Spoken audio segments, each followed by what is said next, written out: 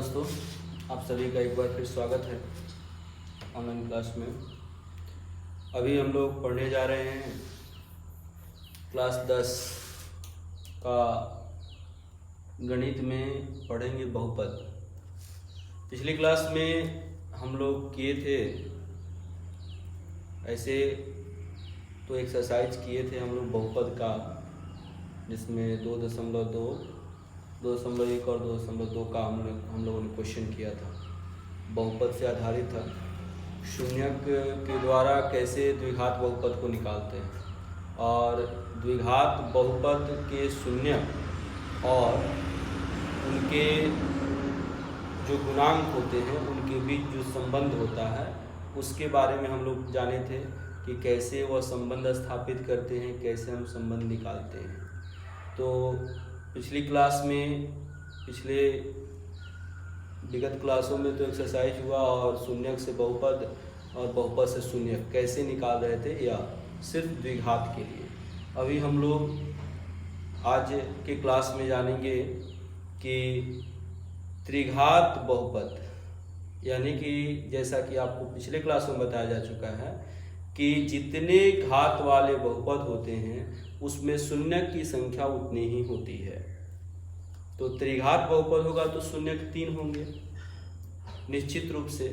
तो अगर त्रिघात बहुपद के 3 शून्यक त्रिघात बहुपद के लिए दिए गए हों तो हम उन तीनों शून्यक की सहायता से त्रिघात बहुपद का कैसे निर्धारण करेंगे। कंसेप्ट तो वही है जैसे हमने द्विघात बहुपद निकाला था, सेम कंसेप्ट है, उसी कंसेप्ट पे यह भी बनेगा।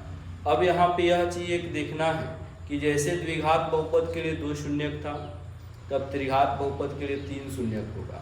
तो इसका व्यापक रूप और इसके साथ साथ वो तो हम लोग निकालना सीखेंगे ही, इसके अलावे त्रिघात बहुपद के गुणांकों और उनके शून्यकों के बीच भी संबंध स्थापित करेंगे। पीछे क्लास में हम लोग द्विघात बहुपद के शून्यक और गुणांकों के बीच संबंध स्थापित कर चुके हैं।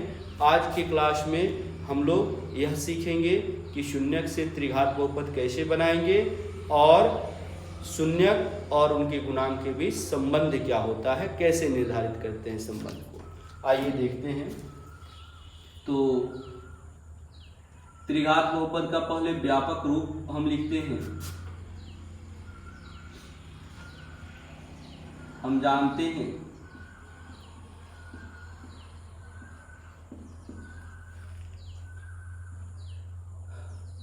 त्रिघात बहुपद के लिए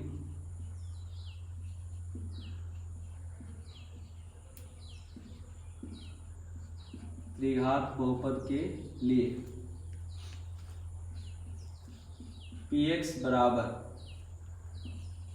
ax³ plus bx² plus cx plus d, यह इसका व्यापक रूप होता है। इसमें x³ का गुणांक हो गया, x³ का गुणांक हो गया ये, x² का गुणांक b, x का गुणांक c और अचर पद आपका d हो गया।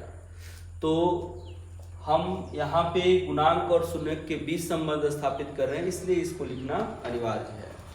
अब देखिए, इसको हमने मान लिया समीकरण नंबर 1। ध्यान देंगे कि अब यहाँ पे त्रिघात बहुपद शून्यक 3 मिलेगा, तो हम मान लेते हैं, माना कि px के 3 शून्यक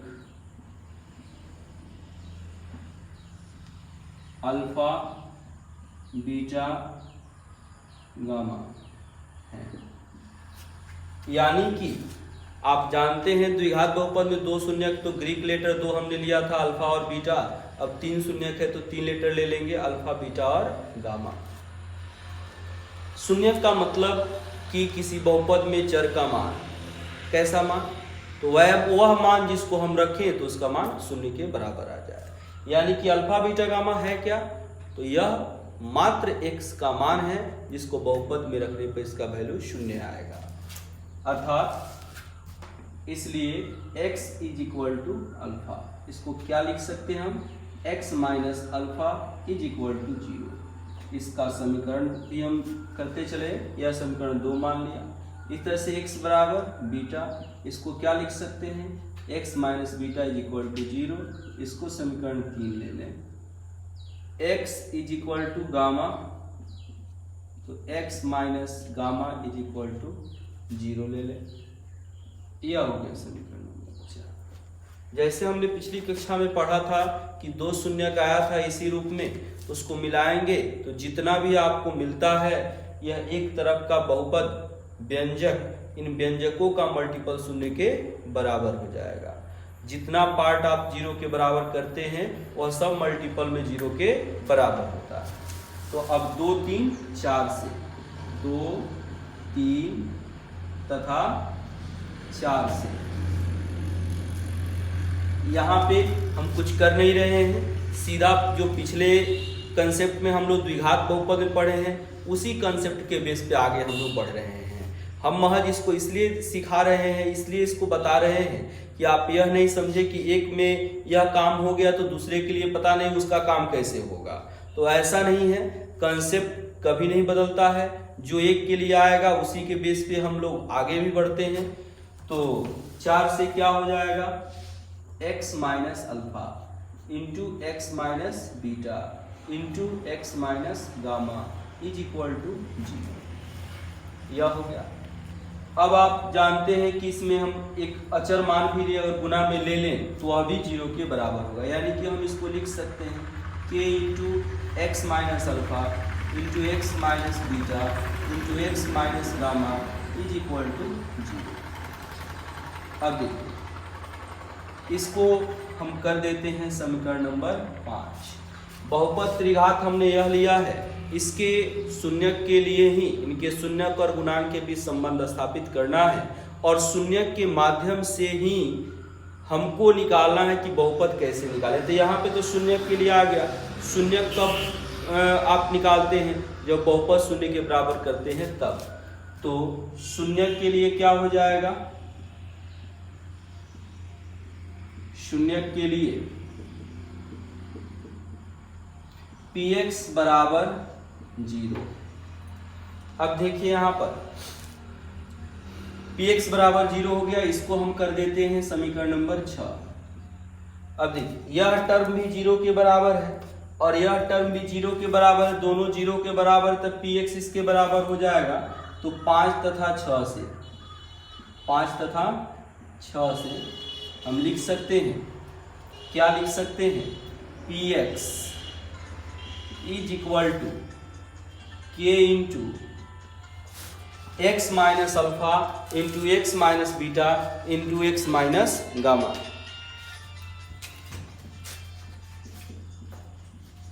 x minus beta into x minus gamma, ऐसे हम लिख सकते हैं। तो यहाँ पे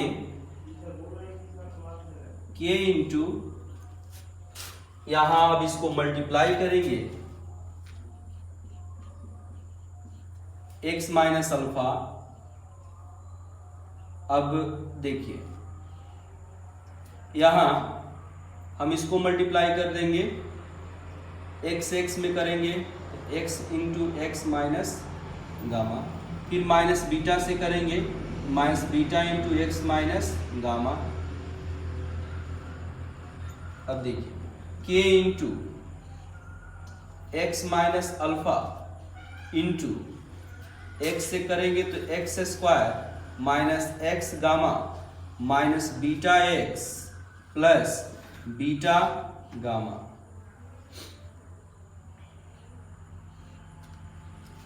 अब फिर इसमें x से एक बार मल्टीप्लाई हो जाएगा और अल्फा से एक बार मल्टीप्लाई हो जाएगा।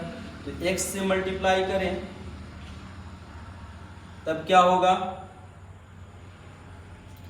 x क्यूब, सारे टर्म में x से मल्टीप्लाई होगा, पहले चिन्ह का फिर अचर का फिर चर का।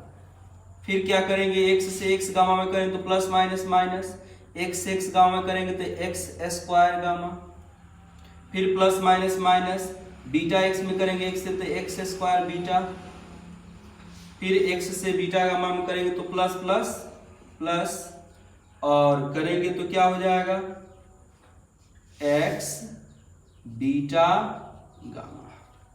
फिर माइनस अल्फा से सब में करेंगे तो क्या आएगा, माइनस एक्स स्क्वायर अल्फा। फिर माइनस माइनस प्लस क्या आएगा, एक्स इंटू अल्फा गामा। फिर माइनस माइनस प्लस क्या आएगा, अल्फा बीटा एक्स। फिर minus plus minus alpha beta और गामा। अब यहां पर देखिए जो उभयनिष्ठ पद है यानी कि कॉमन टर्म है उसको ले ले बाहर, तो एक्स क्यूब हो गया यहाँ पर, एक्स स्क्वायर देखिए यह हो गया एक्स स्क्वायर, यह हो गया एक्स स्क्वायर और यह हो गया एक्स स्क्वायर। देखिए तीनों में एक्स स्क्वायर और तीनों में माइनस है, तो क्या करें, माइनस एक्स स्क्वायर इसको कॉमन ले लें। अब इसको सिस्टमेटिक ढंग से लिखे, अल्फा है बीटा है गामा है, तीनों टर्म है, तो alpha plus beta plus gamma. फिर अब क्या हो जाएगा, यह तो एक्स स्क्वायर हो गया। अब एक्स वाला पद देखिए, एक्स वाला टर्म देखिए, यहाँ एक्स है, यहाँ एक्स है और यहाँ एक्स है। हम क्या करें, तीनों में प्लस है तो प्लस एक्स कॉमन ले लिए। अब देखिए अल्फा बीटा, यहाँ है बीटा गामा और यहाँ है गामा अल्फा, हमने ले लिया। अब देखिए अभी तो बिना एक्स वाला, अब एक ही पद बच रहा है, माइनस अल्फा बीटा गामा। बस यही आपका हो गया त्रिघात बहुपद का फॉर्मूला। अगर 3 शून्यक दिया हो, अल्फा बीटा गामा, यानी कि उसके जगह पर कोई भी 3 प्रकार का 3 शून्य का किसी बहुपद में दिया हो, तो हम इस फॉर्मूला से इसको निकाल सकते हैं। सीखने का, याद रखने का बहुत आसान तरीका है। इसको कैसे हम इसको याद रख सकते हैं, तो सीधे कांस्टेंट तो रहेगा ही रहेगा, त्रिघात है तो सबसे पहले हम एक्स क्यूब लिखेंगे। अब त्रिघात के बाद उससे घटते हुए क्रम में आएगा क्या, तो एक्स स्क्वायर में 3 घात वाला आ गया, तब 2 घात वाला आएगा। अब एक्स स्क्वायर, अब पहले क्या करेंगे, जो 3 को शून्य दिया उसको योग में लिखेंगे, पहले alpha plus beta plus gamma. फिर उसके बाद क्या आएगा, तो एक्स स्क्वायर आ चुका है, तब एक्स आएगा, तो एक्स आ गया। अब यहाँ पे योग हम तीनों का लिख चुके हैं, अब दो टर्म का योग लिखेंगे, दो टर्म का योग लिखेंगे, तो alpha beta plus beta gamma plus gamma alpha. उसके बाद क्या आएगा, तब x तो आ चुका है, तब x का पावर 0 यानी कि 1, तब आएगा नहीं x। अब यहाँ पर दो पद का योग तो लिख चुके हैं, अब 3 गो का लिखेंगे, तो अल्फा बीटा गामा। अब यह सिर्फ अल्फा बीटा गामा रहेगा।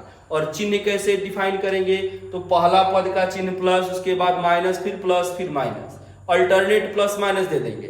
पहला एक्स क्यूब, फिर उसके बाद घट करके एक्स स्क्वायर, उसके बाद घट करके एक्स, फिर उसके बाद गायब हो जाएगा। और पहले तीनों का योग, फिर दो गो का योग और फिर 3 गो पद। तो ऐसे हम यहाँ पे त्रिघात बहुपद निकाल सकते हैं। अब देखिए इसमें कि इनके शून्यक और गुणांक में संबंध कैसे निकालते हैं। अब इसी से हम संबंध निकाल लेंगे।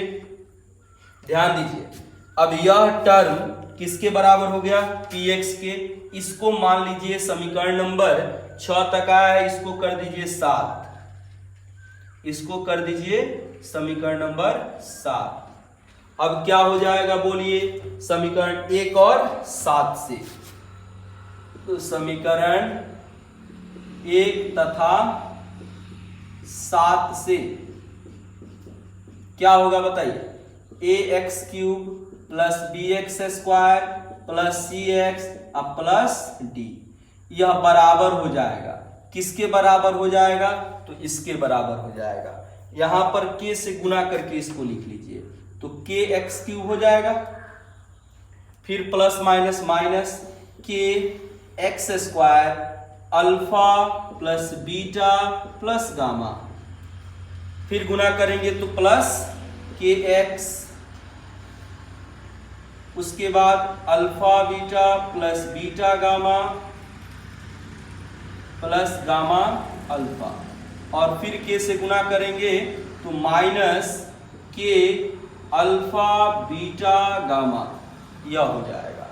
अब देखिए यहाँ पे, अब हम करेंगे क्या, तो गुणांकों की तुलना कर लेंगे, जैसे हम लोग द्विघात बहुपद में किए हैं। गुणांकों की तुलना करने पर तुलना करने पर अब देखिए गुणांक और शून्य के बीच संबंध तुरंत निकलने वाला है। एक्स क्यूब का गुणांक के, यहाँ एक्स का गुणांक ए, तो क्या हो जाएगा बोलिए, के बराबर ए। इसको हम कर ले, इस 7 आया है, इसको 8 कर लीजिए। अब देखिए यहाँ पर फिर यहाँ पर एक्स स्क्वायर का गुणांक का तुलना करेंगे तो माइनस के into alpha plus beta plus gamma हो जाएगा। तो माइनस के into alpha plus beta plus gamma, और यह किसके बराबर, एक्स स्क्वायर का गुणांक यहाँ पे कितना है, बी है। इसको कर लेते हैं 9। फिर देखिए यहाँ पर x का गुणांक के इंटू इतना है तो इसको लिखेंगे K into alpha beta plus beta gamma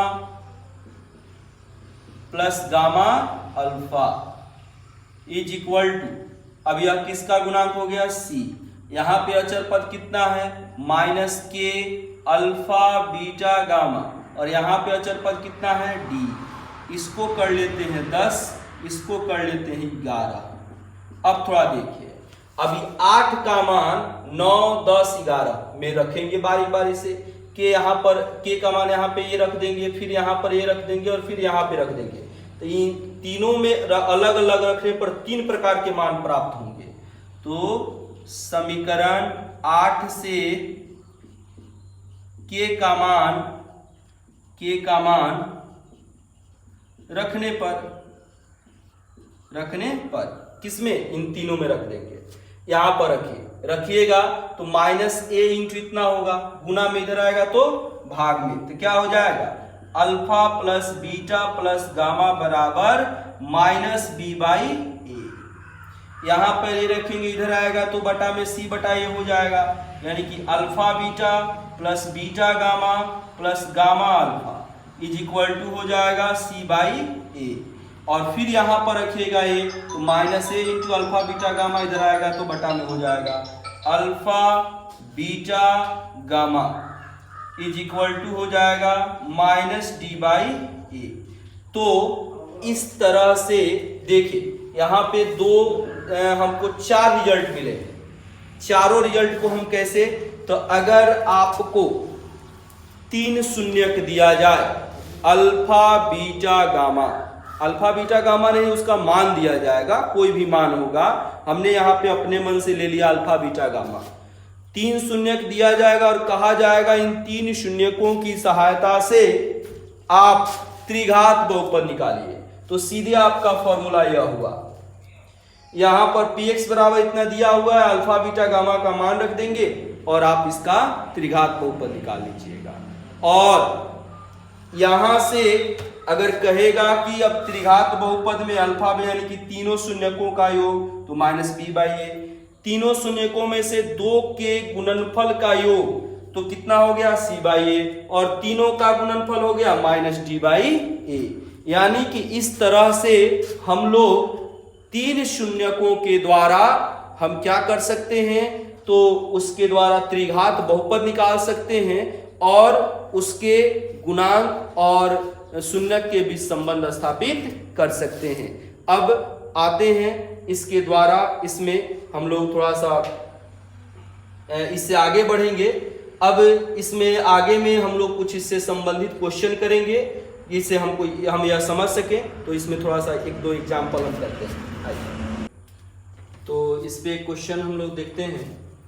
यह आपका त्रिघात बहुपद हो गया और इसके लिए 3 शून्यक दिया हुआ है। 3 शून्यक दे दिया गया तो यहाँ पर ए और बी का मान हमें ज्ञात करना है। तो प्रश्न से px is equal to x cube minus 3x square plus x plus 1, माना कि 3 शून्यक अल्फा बीटा गामा है। तो यहाँ पर देखिए कि यहाँ यह बहुपद हो गया और यह 3 शून्यक हो गया। तो यहाँ पर तीनों शून्यक हमने मान लिया है, अल्फा है, बीटा है और गामा है। तो इसलिए यहाँ पे क्या हो जाएगा, alpha is equal to A minus B, beta is equal to A और gamma is equal to A plus B. यह आपका 3 शून्यक हो गया। अब इनके द्वारा गुणांक और शून्य के संबंध के द्वारा हमको इसका वैल्यू निकालना है ए और बी का।